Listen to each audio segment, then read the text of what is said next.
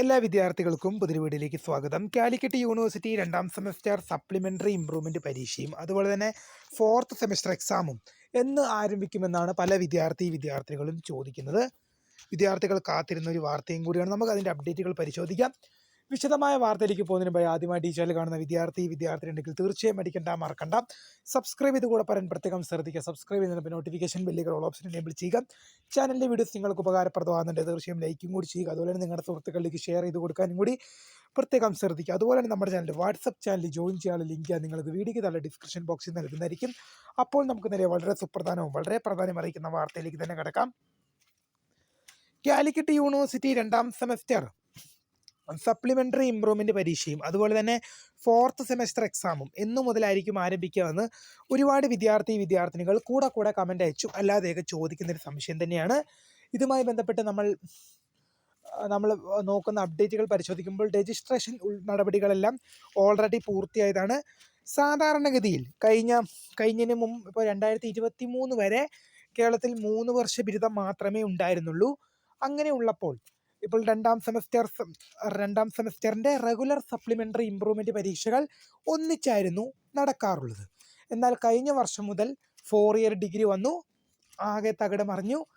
എല്ലാ സിസ്റ്റത്തിലും പരീക്ഷാ സിസ്റ്റത്തിൽ ഉൾപ്പെടെ നിരവധി മാറ്റങ്ങൾ വന്നു.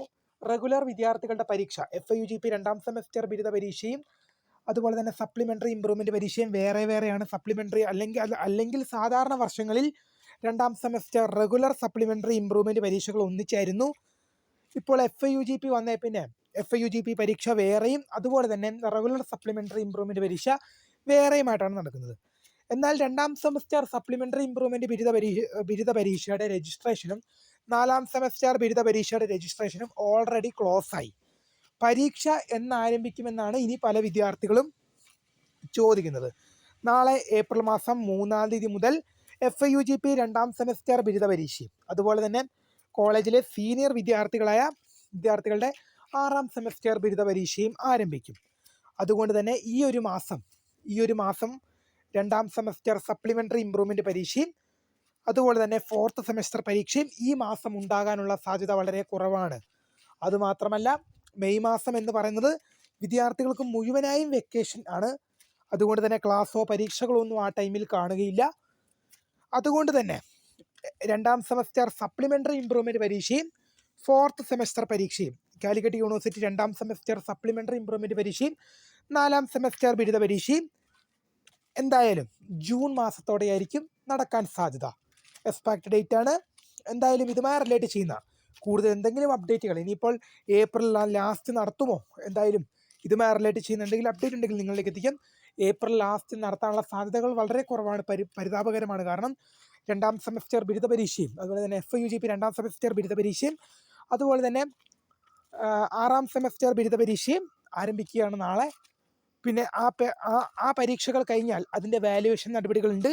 6-ാം സെമസ്റ്റർ ബിരുദ പരീക്ഷയുടെ റിസൾട്ട് വൈകിക്കാൻ പറ്റുകയില്ല. കാരണം ജൂണൊക്കെ ആകുമ്പോൾ അഡ്മിഷനും ജോലിക്ക് മറ്റ് ആവശ്യങ്ങൾക്ക് PG BEd പോലുള്ള അഡ്മിഷനും ജോലിക്ക് മറ്റ് ആവശ്യങ്ങൾക്ക് വേണ്ടി പോകേണ്ട വിദ്യാർത്ഥികളാണ്.